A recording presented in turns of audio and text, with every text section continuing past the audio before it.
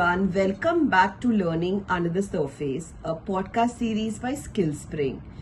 Sometime back, we had taken a detour to the world of webinars, and now we are back with a bang and a high tilt to the world of podcasts because this is where the genuine conversations begin. My name is Pooja Aman Sharma. I'm a learning and development professional with 21 plus years experience and co-founder of Skillspring. Today, I'm bringing to you a podcast on a very interesting topic, ethics and values, which is definitely not a feel-good topic, but something that everybody lives through and experiences. Along with me, I have Shalini Negi, who is an expert facilitator, a coach, and has her own experiences in ethics and values. So you want to see more of her work, you can definitely check her LinkedIn profile. Hi Pooja, thank you for giving me the opportunity. So my name is Shalini Negi. I am a leadership coach, a corporate trainer and a posh consultant, and I have over 16 plus years of experience in different domains and industries, and I have explored the markets of India, Nepal and Saudi. So let us dive in and let us understand more on this topic from Shalini. So Shalini, my first question to you is, I believe that many values that we learn at home can also be applied at work. If yes, then what are these values and how do they shape the way we work? Sure. So values are like fingerprints. Whatever we do, we have our imprints. And I'm a firm believer that values are same in our professional life and in our personal lives as well. Values are what drives us in our life and career. To give you an example from my life, my family values have been of discipline, commitment, and authenticity. So in discipline, I follow a routine in my life. I follow the same in my client's life as well. So, for example, if I have given a time of say 10 o'clock for the meeting, I am there at 9:45 a.m. So that's discipline. Second is commitment. When I commit to my daughter that I will be playing pickleball with her in the evening, I do that. In my client's life, when I commit that I will be sending the report to them in the evening at 5 p.m., I do that. The third is respect. So, I respect all the individuals around me in my family and the people around me. In my professional life, when I go to my client's place, I respect all the people, be it the security guards or the people who serve me food. I appreciate them and I ask what are their names. So, this is my small way of respecting them. So, Shalini, thank you so much. And I really liked what you said that values are like fingerprints. They are a part of your DNA and they're a part that is attached to you. And the values that you spoke of, commitment, consistency, respect, they are brilliant and they can help us in so many things in personal as well as professional life. Thank you so much for this. And I'm sure the people who are listening to this podcast have learned a lot from the first question itself. And I'm so excited about what's going to come up next. So my next question to you, Shalini, is that we hear so many times that, somebody else got promoted. My manager took my share of credit. No one speaks up for me.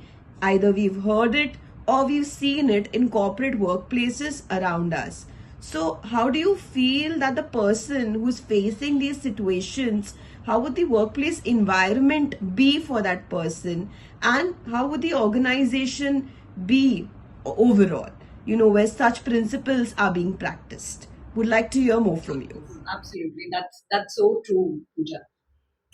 I will say, a science which says that people do not leave organizations, but they leave their managers. So the question essentially for me is not for a manager to take credit or give credit, but it's when a manager tries to be his authentic self. So the value here for a manager is authenticity, that means what I say, I do. So, second most important value that in a workplace should be related to taking ownership. So, ownership is what? Ownership is when we are saying that we are working with the company and not for the company. So, that's ownership. When we behave like a owner, we have the mindset of an owner. Third and the most important thing is taking accountability. Accountability is something that is being taken. And Pooja, would you also agree that in a lot of job descriptions that we see, there is a long list of responsibilities that we need to take. But nobody mentions you the values or the quality of being your authentic self at the organization, or to take the ownership of your work, or to be accountable. So I believe instead of speaking about taking credit or giving credit, we should have these firm values with which a person will grow up in their career ladders, and also become a true professional and a good example for his colleagues and for the team members. So, Shalini, thank you again. A brilliant answer. And it's revelation even for me. Authenticity, yes, it is something that, people have actually forgotten in the corporate world. We just feel that, the person should appreciate us. So, we are not acting our true selves. And that is something, that value which you spoke about, is ideally the need of the hour. And even ownership and accountability, yes. So, that's why in our training sessions that we do for campus to corporate as skill spring, we actually speak about these two qualities that are a must at workplace. Now my next question to you is, can anybody train us on ethics, or are these some values and principles that are either there or they are not there? And where does the role of L&D start and begin where ethics is concerned? So I believe ethics is a mindset. Ethics is not a skill. Now, what's the difference? The difference is when we talk about skills, that means skills can be trained. It can be communication skills, presentation skills, listening skills. But when we talk about ethics, ethics is a mindset. We either have it or we do not have it.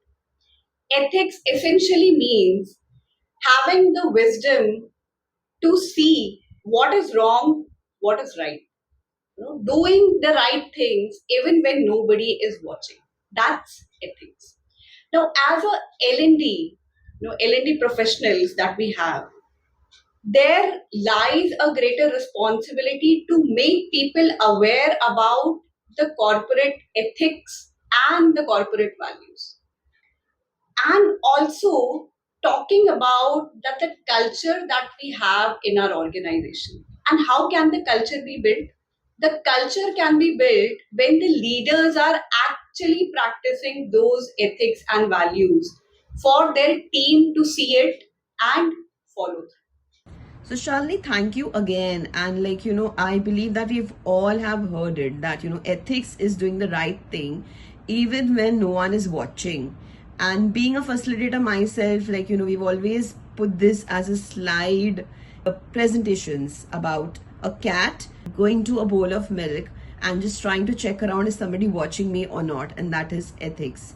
And yes, it starts actually, the foundations of ethics start right from a value system in childhood, and they can be enhanced and sharpened. And the way we behave as a thorough professional definitely define what ethics is all about. So Charlie, my next question is kind of moment of truth for the viewers. I want you to share one experience where you feel that some place which you have experienced that ethics and values were being compromised, and how did you react in that situation? What did you do? I would like to hear. Thank you. Sure. So, the world is a dangerous place to live, not because of the evil people, but because of the good people who are not raising their voice for the evil.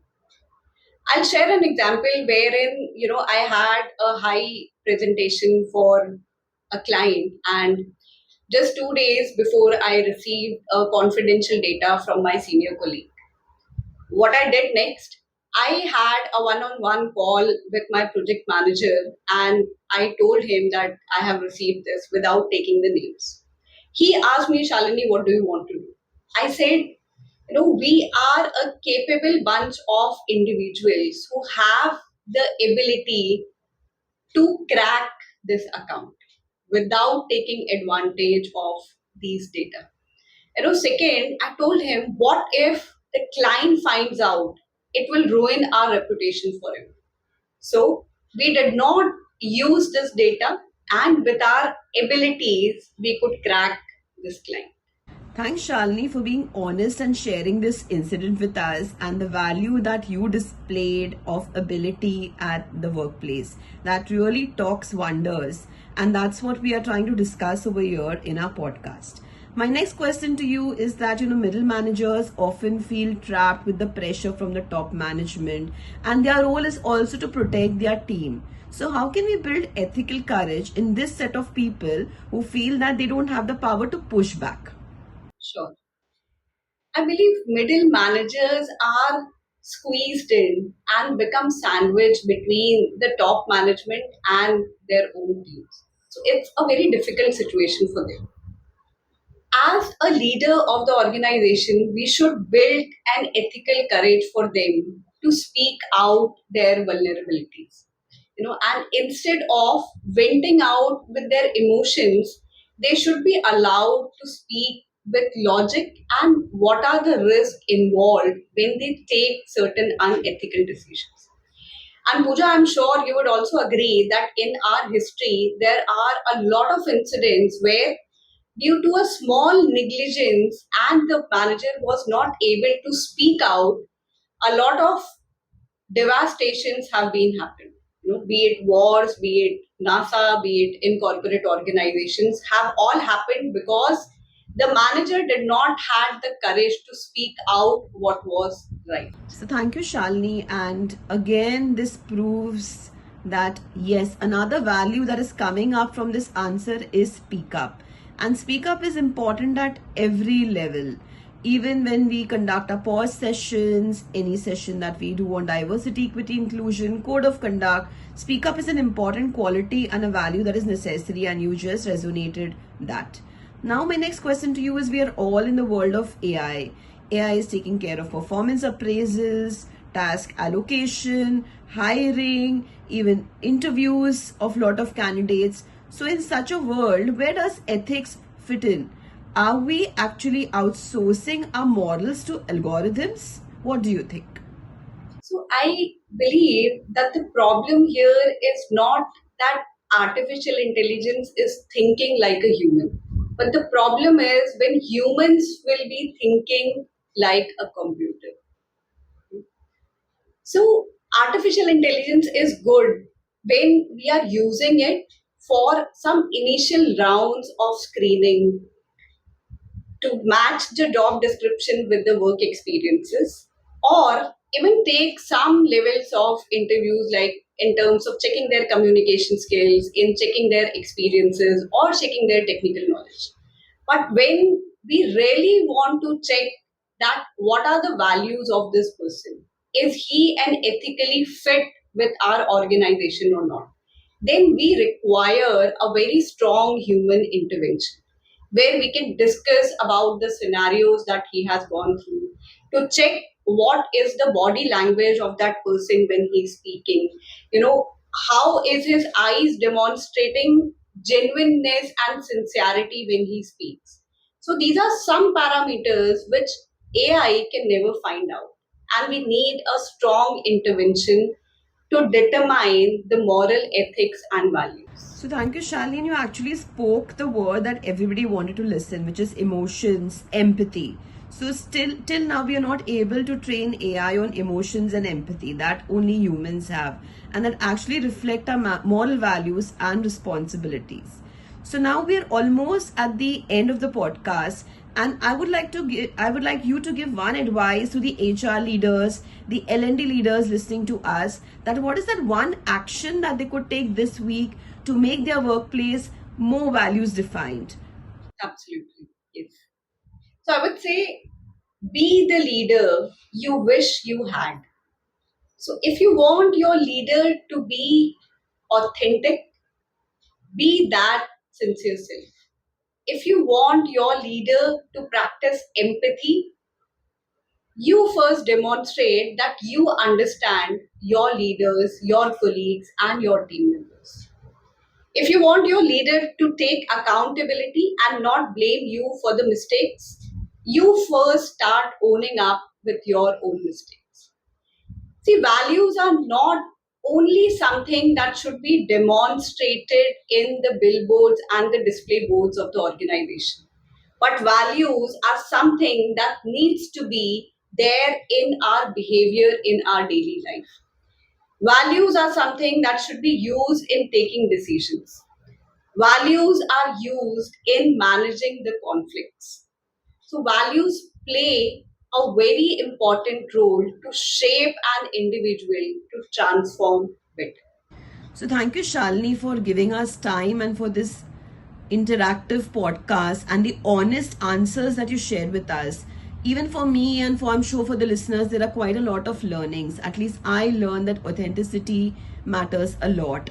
Emotions play a huge role in us as humans. Values are not just books or principles, but these principles, until practiced, and they cannot help us become a guiding light. So these are certain things that I learned, and your message, especially for the leaders, which is practice before you preach, really hit the chord for me. So thank you so much, and I'm sure everybody learned a lot. Thank you for your time, and to everybody out here listening to us at Learning Under the Surface, happy learning. See you soon. Thank you so much. Thank you, Pooja. Thank you so much.